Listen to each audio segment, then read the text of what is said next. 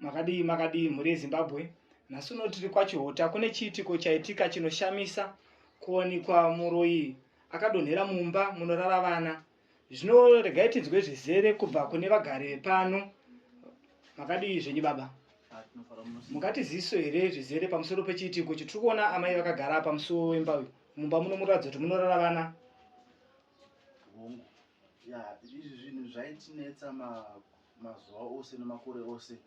Taingonzwa panze pachifamba mutinhimira mutsimba pamusoro pemba pachingorira zvisinganzwisisike, tichirwarirwa vana vachingorwara. So takafirwa nevana 2 ndopatikazofamba tikati tingararame sei tisina vana. Ndopatikazoenda kwasekuru. Taenda kwasekuru, sekuru akatibatsira nezvakatibatsira nazvo, ndobva tagadzirwa pamba pedu. Zuva ranhasi ndopatafuma kuona tikuona mumba mune munhu, tiri kutarisa munhu uyawe. Mungamuzivo here munhu kuti ndiani munhu? Mamuzivo here kana kuti mungoona angodonho angobva hamusi kunge muchiziva? Munhu tikutotarisa tiona ndatete hanzvadzi yababa. Zvomazombokwanisa kana kutaurawo navo here kana kuti havasi kutokwanisa kutaura?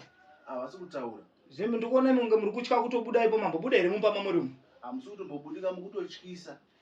Zvombo vana ava munoti makadyirwa vana vangani? Takadyirwa vana 2, izvo tinowechitatu watikabereka manje ari kungorwara mwana wacho. Zvo ndanzwa muchimbotaura kuti makambofamba makaenda kwana sekuru. Ndekupi kwa sekuru kwamakaenda? Uye sekuru mambovabatawo here?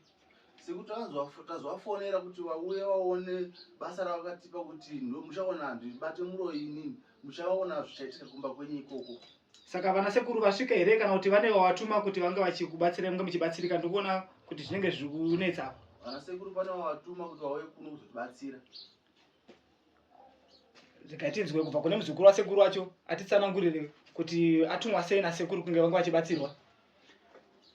Zvakanaka. Sekuru vandirayira kuti handina hurukuro mumusha wevanhu.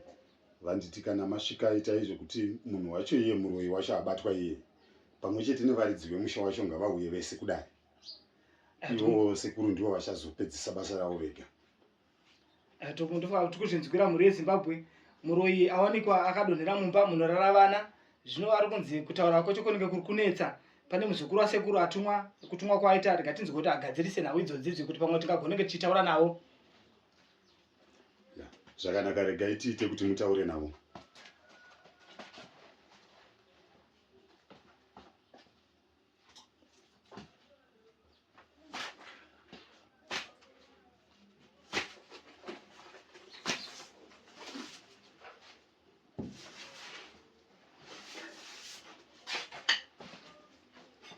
Muchembere.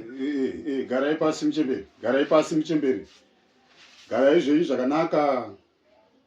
Chii chiri kuitika? Ndikuziva kuti chiinde ngowakarwa ndiri pandauya pano pavazukuru vangu pano. Ndandichidawo kudya ndine chijana tabva kukuhwedza tisi tine chijana. Saka chii chazoitika kuti mutadze kusimuka?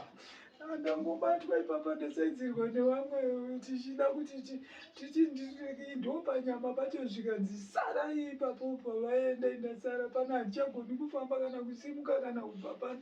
Asi chichaitika kuvazukuru vangu ivava. Saka mukureva here ndima mune jana rokuuya kuzodya vana vanda dzenyu? Ndine jana racho rekuti ndidye vazukuru vangu.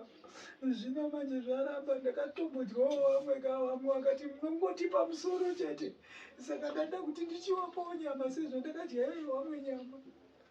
Zvakanaka. Regai tinzwe kuna baba zvizere. Tikunzwa kuti vanhu vanzi vanofanira kuenda kudare kwasekuru kana vachinge vamwewa mushonga wamwai wayo, ndokwavachanobatsirwa zvizere kuna sekuru.